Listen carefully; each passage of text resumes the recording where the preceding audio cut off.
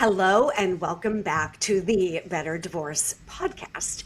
I am your host, Paulette Rigo, CEO and founder of the Better Divorce Academy, author of best-selling book, workbook, audiobook, and online course, Better Divorce Blueprint, and yes, the host of the Better Divorce podcast. So today we're going to jump into a brand new topic I have never touched on because it didn't exist.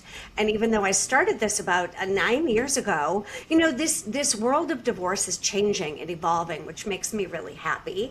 Of course, I would love to wave a magic wand and make divorce go away. Wouldn't that be lovely? But unfortunately, about 50%, 40 to 50% of first marriages end in divorce. So if you are here and you're in that same percentage, pick up a chair, grab a pad of paper, grab your favorite beverage, and don't feel alone. We get it. Been there, done that. So welcome to the podcast, Ron. I'm so glad you're here. Thank you for having me today. So Ron Platt is the CEO and founder of the National Association of Single and Divorced Families. Didn't know that existed, so I just am waking up out of the babes in the woods. Remember that expression? Yep. The NASDF, another acronym to add to your list. Oh dear Lord, I'm going to start a divorce acronym handbook.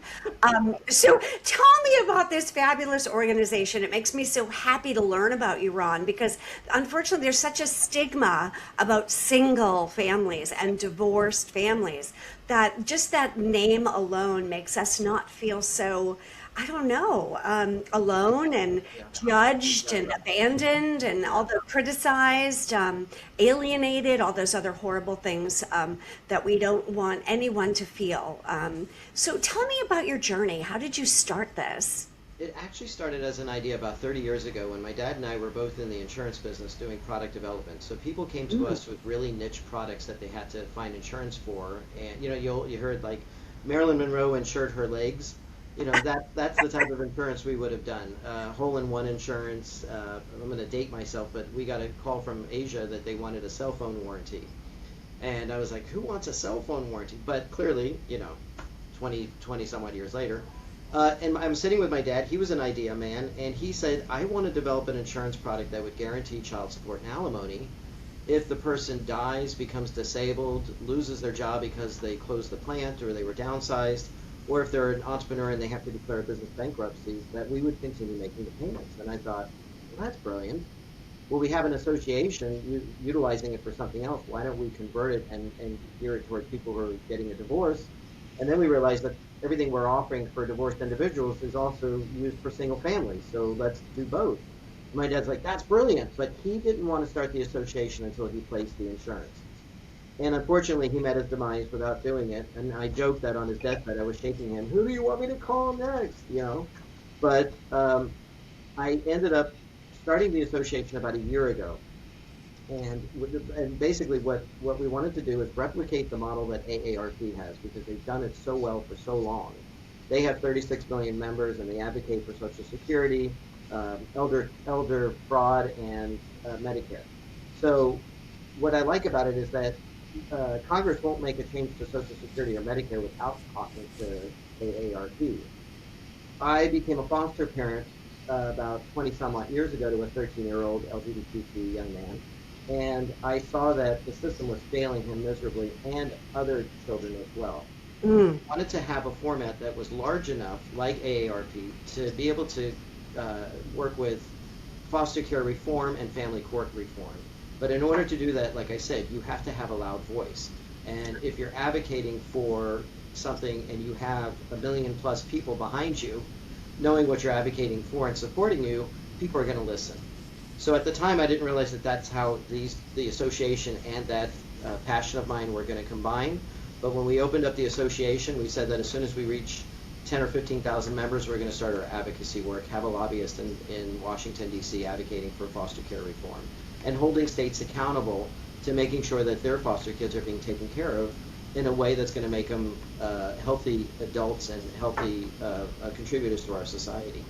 So we did launch it, and what we did is we wanted to make sure that we offered products, services, and resources under one umbrella So people didn't have to get on the web and search for products and services. And if you go to Google, the first 5 pages are nothing but attorneys. But what about divorce coaches and mediators and financial planners and other things that you need? So through NASDF, you're going to find one of the top things that we find our members needed was mental health care, whether it was for themselves or for their children. So we prioritize that. We offer 3 free mental health care sessions. That is about to go to 8 free mental health conditions per 8 free mental health care conditions per condition. So if you have anxiety and depression, you'd actually be able to get 16 free mental health care sessions through the association. We offer career services because we have a lot of at-home parents that have this gap in their resume because they've been at home and not working. So we have 25 different videos that they can go to that'll teach them how to update their LinkedIn, what needs to be on a resume, how to get in front of the recruiter, how to dress for success, all of these things that you need to know. And if you still want to try to figure out what you want to be when you grow up, we have a 25% discount for one of their coaches that'll work with you one-on-one. And I know personally the reason why we went with them is because my husband, who I met as a police officer, hated his job, worked with this same company, and became a fashion designer. So if they can take somebody from a police officer to a fashion designer, I'm in. And then on top of that, we have discounts on early childhood education, diapers, formulas, computer supplies, school supplies, real estate services. And what I like about our real estate services is, as a realtor myself, when one of my members reaches out and said, hey, I need to sell my house in New Hampshire, I'm going to find the right agent for them. That agent's going to pay me a 25% referral fee for referring them, and I'm going to give that 25% back towards my members' closing costs. So the savings alone could be anywhere from $3,000 to $15,000, depending on what the price of your house is. These are things that we're trying to do to help people, get back on their feet, build a stronger foundation. And shortly after I opened up the association, a friend of mine reached out to me and said, did you ever place the insurance product? And I said, no. And he said, I have somebody I want you to meet. And he introduced me to the 70-year-old underwriter, who I love because these older underwriters were the original risk takers, and they understand what it takes to underwrite something that's not necessarily within the square box. So I sent him the policy, I sent him our rates. He came back 2 weeks later and said, I love it, let's do it. So we can now offer our members a product called Support Insured, which is the only product on the market that guarantees child support and alimony payments if the person who's paying dies, becomes disabled, involuntarily loses their job. So again, they downsize the plant. With all the AI stuff coming out these days, a lot of people are being laid off. We will go ahead and cover that. And if they are an entrepreneur and they have to declare a business bankruptcy, we will continue making the payments on behalf of the payer for up to a year. And we realize that year usually gives that person enough time to get back on their feet and then be able to start paying again. So we're covering that gap. In order to buy the insurance, you have to become a member, but that comes with the purchase of the insurance. But you don't have to buy the insurance to become a member. So if you just want the benefits that we have, which are consistently growing as our membership grows, it's only $19 a month, and you just have to go to nasdf.org to sign up. I call it the Costco effect. The bigger we get, the more products and services we can offer. One of the things that I'm real excited about that we're trying to work with is a credit card that would enable somebody who, let's say your partner controls the finances and you want to get a divorce, you don't have the money to hire the attorney. So you would apply for this credit card. I'm trying to make it so that if you have a 500 credit score or better, that you would qualify, and it would give you up to $10,000 only to be used for attorney fees, mediation services, and court costs. We've had a lot of members who've said, I don't have the money to hire the attorney, and that's what we're working on. We hear what our members need, and we're trying to fill those spots. So that's where we're at. It's brilliant. I worked in HR development too, with kind of matching divorce professionals with corporate employees as well a few years ago. And there's a big void there. I kind of saw that as the infancy in kind of matching and getting the right service to the right people. But there was a big void there, and I think you're filling it. It makes me happy. There's a lot of networks out there for attorneys and mediators and under different umbrellas. We're actually working with a lot of those companies saying, look, I'm going to promote your business, but I want your network. So instead of us sourcing all the family law firms across the country and all the mediators, let's go to these different companies that are doing it and make sure we're not replicating the same people over again. So we are rebuilding our website right now so that under our resource page, you would look it up by state, and you'd be able to source the attorney, the mediators, the divorce coaches, the therapists or whatever it is that you need state by state. So that's part of our revamp on our website that's coming in the next 60 to 90 days. I love it. I wear a few hats in the divorce world, and many people are unaware that there are different methods of divorce. We kind of think way back in the 50s, or I don't know, when was divorce invented? I think it was 1635. Elizabeth Clark in Salem, Massachusetts was the very first person to ever have filed for divorce in the United States. So I don't want to go into the historical story of Miss Clark, but this stuff's been around a while. But back in the day, you had to have grounds of why you wanted to have a divorce, and hers was abandonment. I guess the guy disappeared for 10 years and realized, yeah, okay, I think divorce is probably grantable. But now, how many years, 400 and something years later, we don't have to have grounds anymore, although, again, each 50 states are a little bit different, everyone. That's not legal advice, deep breath. But you do at least have to understand that it's a system, it's a methodology. When you get married, it's a legal binding contract. And if for whatever reason the marriage is going to end, and again, I don't advocate for divorce, but it is a fact of life. Ron and I, we get it. We understand. We're very, aware and compassionate. It's why I'm so passionate about the work I do. But you have to realize that if you're going to end that marriage, and it's one party, the other party, or both parties saying, we're done, you now have to step into yet another legal binding contract known as divorce. And yes, you can DIY it. And that's maybe a whole nother couple hours of how you do that. There's 3 forms of mediation. There's the collaborative process, there's arbitration, and then, of course, good old-fashioned litigation. You have to make a choice about what methodology is best for you and your spouse based on the demographics of your case. And if you make a mistake, well, maybe mistake is a harsh word, it's going to take a long time and cost a lot of money. And if it isn't written properly, you might find yourself back in court time and time again, which kind of adds to the domino effect of what you're trying to avoid in the first place. And then if there's no support system, like a national association,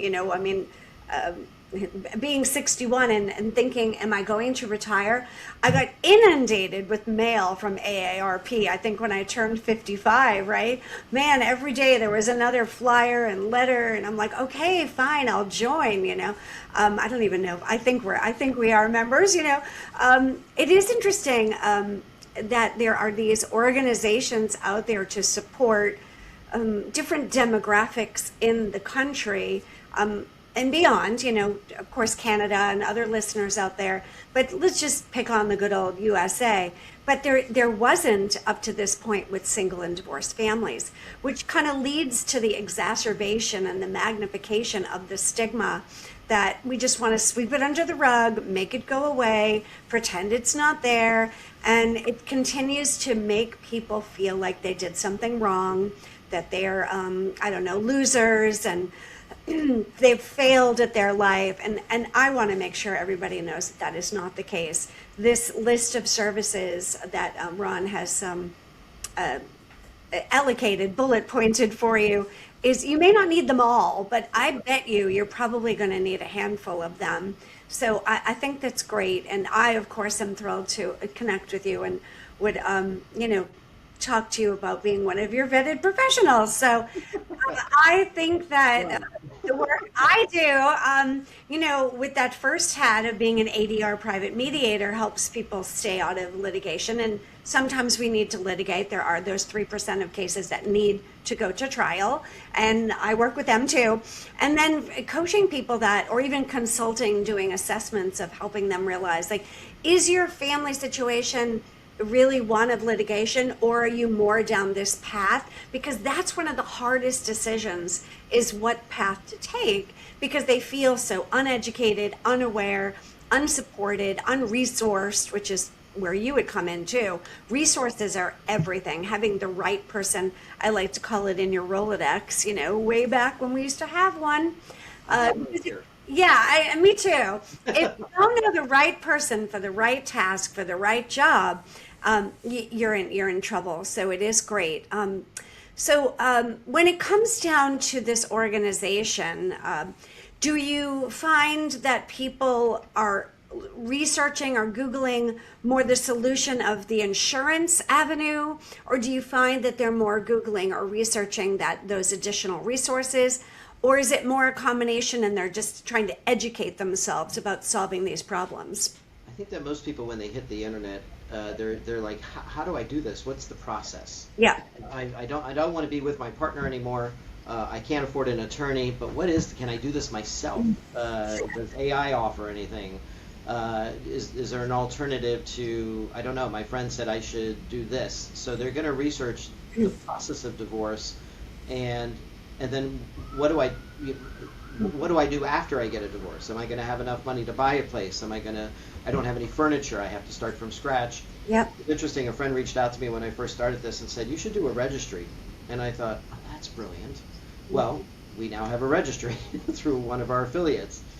Because you really need everything when you're moving out. I know when my parents got a divorce, my mom kept the house and my dad went out and got an apartment and basically had to start from scratch.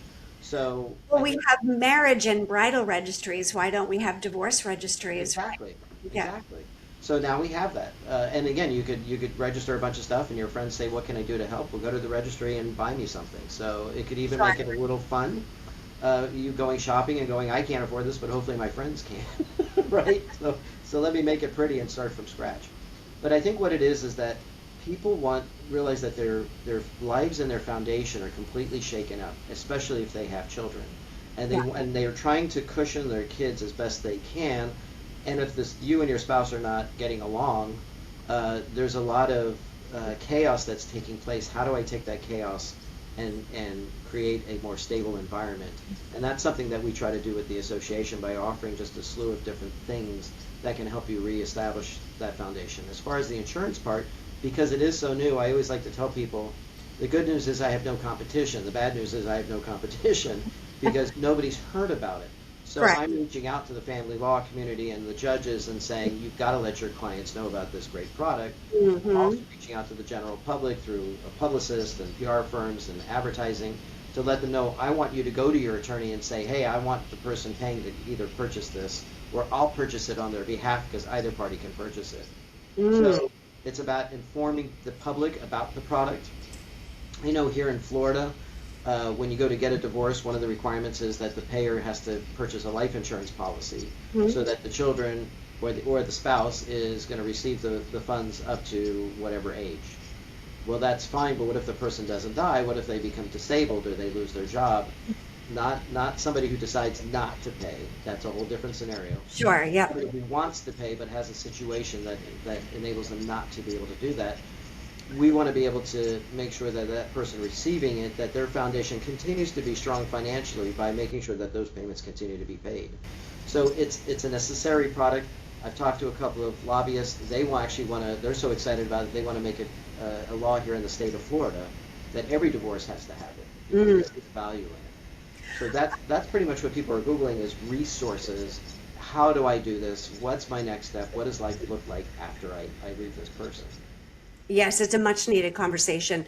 When I'm mediating with the couple, we go through each and every topic that the court requires to be covered. And two of the main topics, I like to call it 2 and 4, because 1A and 1B are legal and physical custody. Then we shift into child support 2. 3A and 3B is division of assets and debt. And then, of course, 4 is spousal support. And whether you call it alimony, spousal support, maintenance, you say tomato, I say tomato, it doesn't matter what you call it. There's a guideline for child support, but there isn't a guideline for spousal support, wouldn't that be magical? But that would be a whole nother conversation, Ron, right? So we have to have these conversations, but I always do say that it's modifiable. Right? I mean, it must be paid until a child reaches a certain age and has graduated high school, depending on where you live, the age. But what if, there's an income increase or decrease of, I always like to say around 20% or more, because if it's 1%, trust me, the dollar amount will be like 75 cents, like don't quote me on that. It's not worth modifying, but if it's a significant increase or decrease, if you go to the chart, and I could pull one out of my drawer, it's worth the modification, and both parties are entitled to modify, maybe entitled isn't the right word, allowed to modify child support based on those life circumstances, right? Like you mentioned, naturally death, that the court doesn't really take that into consideration, but loss of job, as you mentioned, or also promotion, it could increase too. It isn't always doom and gloom. It could be a substantial increase in a promotion or salary or commission, or a change in employment, or maybe starting your own business. There's many different things that happen between the ages of, say, 1 to 18 or beyond. It's not like child support is just for 3 months. It's for some people, it can be the long haul. And we don't have a crystal ball, so we don't always know what a life circumstances are going to come your way in which to modify either an increase or a decrease. And with the pandemic that happened almost 6 years ago now, some people had to put a pause on that because they simply just couldn't pay. The courts got backed up because of that. Obviously many years later, that's kind of smoothed itself over, but it did prove to many people that in fact child support can be modified, because they think, oh, that's written in stone, that's the number, that's the way it's going to be. And as each child emancipates out of child support, because they have reached that age of graduating from high school and have turned of that age, then the number normally is decreased until the minor children are all, shall we say, flying out of the nest. But again, what if they die? What if there's a disability? What if there's a job loss? You are unprepared until this point. It's just like, oops, there's been no safety valve. Now let's go over to the alimony side, right? If we want to call it that. Excuse me. If you have a similar situation, you've got to get that life insurance policy in case of death. Now, I'm assuming with alimony, if there is cohabitation of more than 90 days, and that's, maybe different in each state, or there's a remarriage, that it wouldn't cover that. Well, as long as the court mandated amount is being paid, that's what we look for. So when somebody says, that when they make a claim for the insurance, we need to see what the court mandated amount is, and has that been continued, is it updated? And as long as it is, then we will go ahead and continue paying. If they're cohabitating with somebody else, right, and that would be, as long as they have not modified the court mandate, then we will go ahead and continue. Exactly. So it doesn't cover for sloth, laziness, remarriage, and all those things, right? So there has to be, some guidelines. And of course, in the insurance world, there's always going to be, you mentioned underwriting, of course. My husband's a mortgage broker, and I hear what compliance, underwriting, and conditions all the time, right? I'm not a fan of conditions, but I hear the word conditions a lot. But they're there for a reason. But the majority of these things, these life events, do run common and can wreak havoc in your financial situation. So that is great. So let's do a little bit of a deeper dive in the insurance itself. Okay. So how would they go about getting a quote for the valuation, and then would they be paying an annual insurance rate such as other forms of insurance? How does it work? Yeah, so we've made it so simple. If you go to my website, NASDF.org, you're going to see on the right side an icon that says Support Insured. If you click on that, it says information, and then if you click the information, it's going to give you a whole list of questions and answers, because I think we've answered a majority of the questions that people are going to ask. Then if you go to it, it says how much does it cost? There's a button there. If you click on that, you're going to see a long chart, and on that chart, it's based off your age and then the amount that you're receiving. So let's say if you're 41 and you're receiving $2,000 a month, and you go to that column, that's what the premium is right there. It's not much. It's, again, don't quote me on this, but if you're like 41 years old and you're getting $2,000 a month, I think it's like $535 a year. And then on top of that, you're going to have a discounted membership to NASDF for $180 and a $25 policy fee. So what happens is you can see what the rate is, and then you can go to apply. And once you apply, it's going to ask you questions about the person who's paying. So how long have they been at their job? Have they had any illnesses in the last 90 days? Are they currently on disability? Do they know that they're going to be laid off at any point? And there's about maybe a dozen questions on there that are pretty simple to answer. Once you've answered all the questions, if you win, ding, ding, ding, you've answered all of them correctly. And by the way, it starts off asking what's your age and what's the amount, and it automatically figures out the premium. You go to the next tab, it asks all the questions, and then once it approves you, you put in your credit card information, and it'll spit out a certificate of insurance, which automatically guarantees that the insurance is in place. It's that easy. It sounds easy, and it also sounds very reasonable. Now, as you get older, does the annual amount typically increase or decrease? It's going to increase, but not by much. Okay. Yeah, because there's usually less of, again, I'm 19 years older than my husband, so there's a bit of an age gap there. But typically, if you're 60 years old, your kids are most likely off to college, or they're beginning to go off to college. Sure. If you're a late bloomer and you had your children in your 40s, then clearly they're still going to be 10 or 15 years old. So that's factored into the equation. Perfect. All insurance is that way too. How much do you need? How old are you? And how healthy? Do you smoke? Do they smoke? And those type of things, Correct. right? Has to do. The chart does go up to $5,000, but we can go up to any amount. So Okay.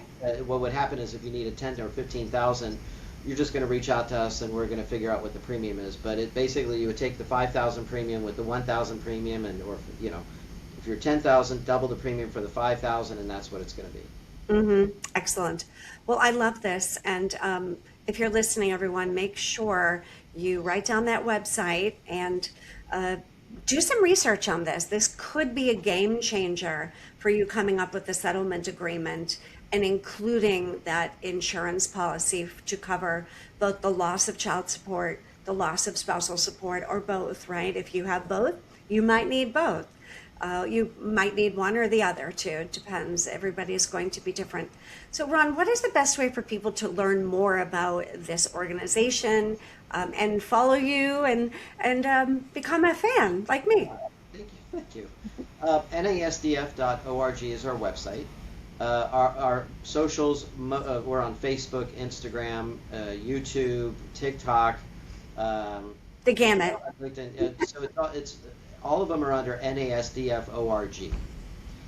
Same thing on Facebook. And what we try to do on YouTube, I have probably close to 30 different videos on there where I've interviewed dads and their relationships with their kids, and they're giving advice. I've interviewed different women, different people in different occupations that can help us. So I wanted to make it a huge resource for people to go to, just if they had questions, if they want to know more about it. I think I've included every kind of topic, but of course I meet somebody else on the street and I'm like, ooh, I got to interview you. Or I see somebody on a TV show and I'm like, they would be a great advocate for us. I'm going to try to get them on my podcast. I'm looking for people that are going to inspire that you're at the worst point in your life. How do I get back on my feet? And I know for me, when I was leaving my ex after 14 years, it was in the middle of the Great Recession. So, and I'm a realtor. So not only did I decide that this relationship has to come to an end from a very toxic, conditional loving, they were an alcoholic and a drug addict and all this kind of stuff. So it was bad. And then the recession hit. So I went from making six figures to nothing within, say, 24 hours. And I tell people that when I opened up my refrigerator, it was the first time in my life I realized I didn't have money for food. So, and my partner at the time was jacking up the electric bill by I'd come home and the air conditioner would be set at 60 degrees. The electric bill is $500, and of course, when your electric bill goes up, the electric company wants a bigger deposit. So now they want a bigger deposit, and I got to pay the bill, and I'm not making any money, and I'm not getting any money from the partner. So I mean, it literally was like it just keeps coming. I had to start over, and I used the tools that I had before the crisis happened. I had a business coach who got me to journal my thoughts, who got me to do affirmations, gratitudes, got me to be able to stick to a schedule so that in the real estate business it's constant chaos. But when you have a coach who sits you down and says, here's how you're going to format your day, here's how you're going to go, we're going to write down your goals and we're going to hold you accountable to them, and don't forget to do your daily affirmations and your gratitudes. When you start from nothing, that's kind of the base that you have. Mm-hmm. Get out of bed and you're like, do I want to get out of bed today? I have nothing to live for. My life is upside down, and you have a lot to get up and put your feet up on the ground and start your day with, because if you don't do anything, it's only going to get worse. So as I like to say, the only way you grow is to have discomfort in your life. If you are comfortable all the time, you just become complacent. So this time in your life that is so incredibly uncomfortable is probably one of the biggest learning curves you're ever going to have in your life.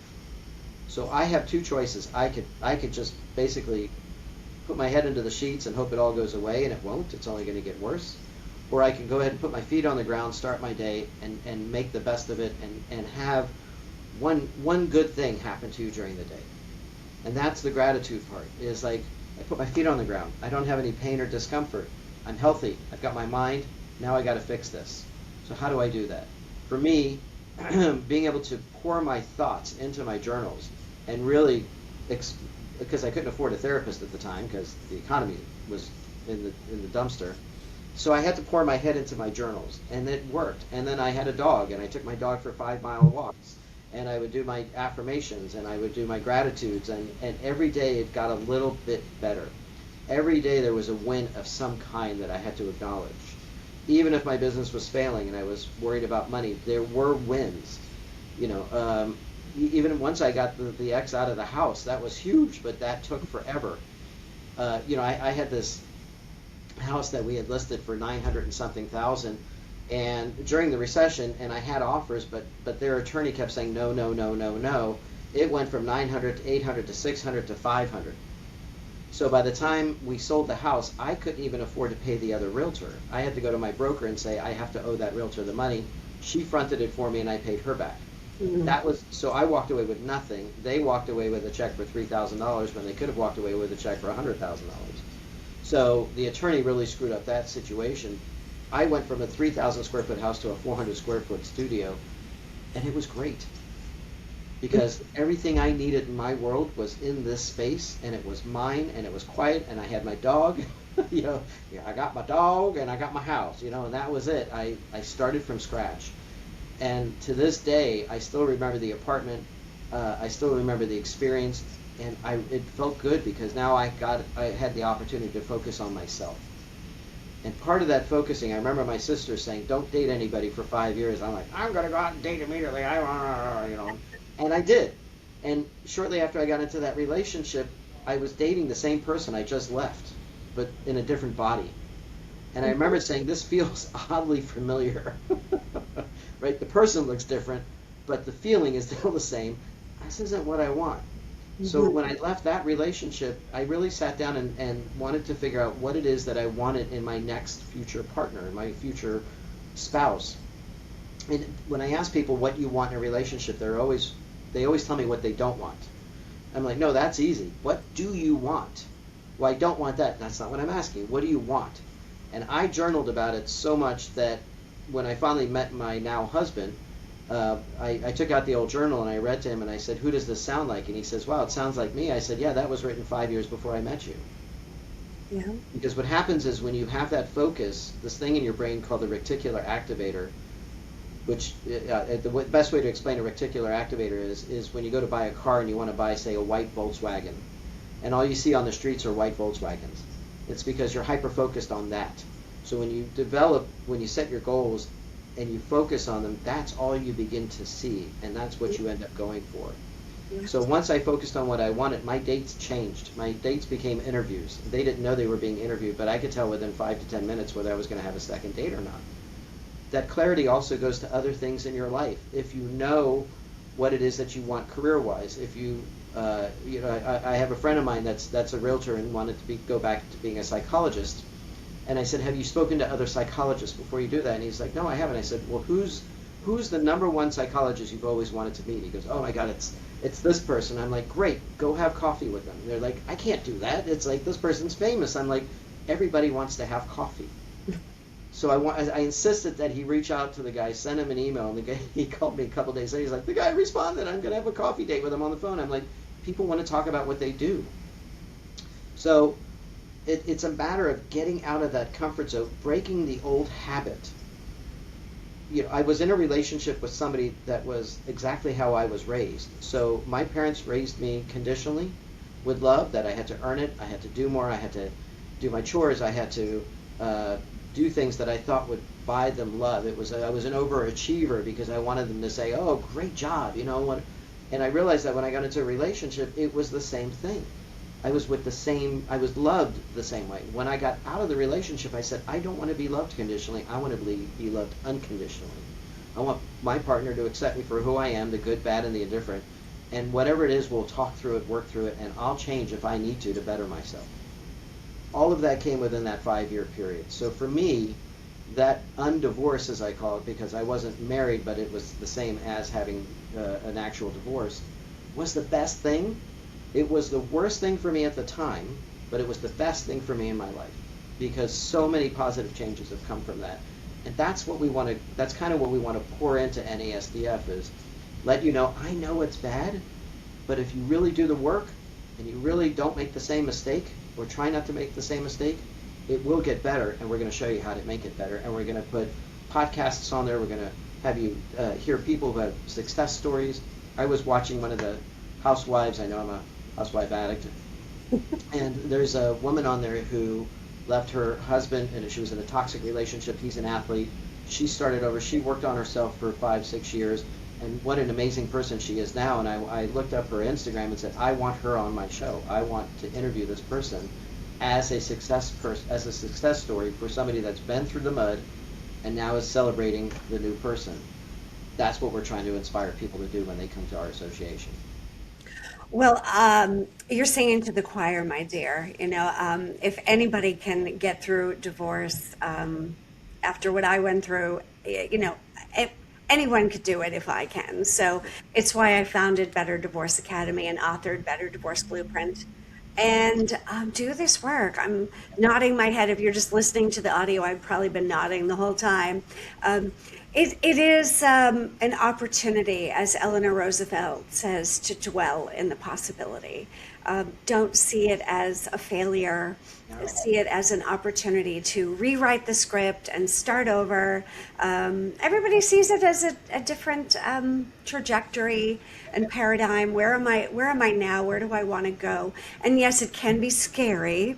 It can feel overwhelming. But once you have a plan and a strategy and some leverage and support, it's amazing how you dial down the anxiety and you dial down the fear and you elevate the inspiration, compelling engagement of like, wow, like I get to be the choreographer of my life and write the new script, and here we are. So thank you for coming on the show and sharing your passion, your story, and your solution with this dilemma of the insurance. So I hope this has been helpful, everyone. If you yourself have a story and that you want to share with other people who are contemplating surviving or recreating the next chapter of your life, don't hesitate to reach out to me, Paulette at betterdivorceacademy.com. And of course, you can find everything on the website, betterdivorceacademy.com. Resources, tools, quizzes, tests, you name it, it's there.